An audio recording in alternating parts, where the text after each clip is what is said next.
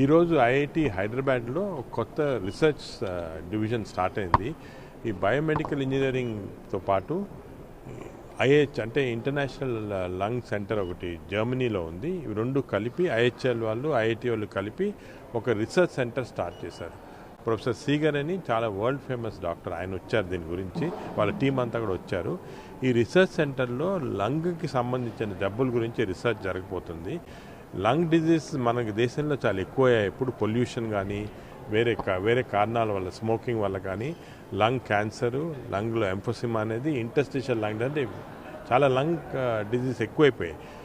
మన దేశంలో ఇప్పుడు second most important cause of death is lung disease.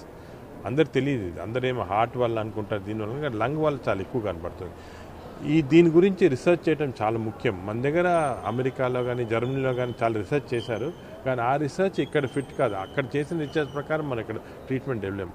అందుకని ఈరోజు ఐఐటి హైదరాబాద్ వాళ్ళు ఈ ఐహెచ్ఎల్ ఇన్స్టిట్యూట్ జర్మనీ నుంచి ఇద్దరు కంబైన్ అయ్యి ఒక మంచి ల్యాబ్ స్టార్ట్ చేశారు. బేసిక్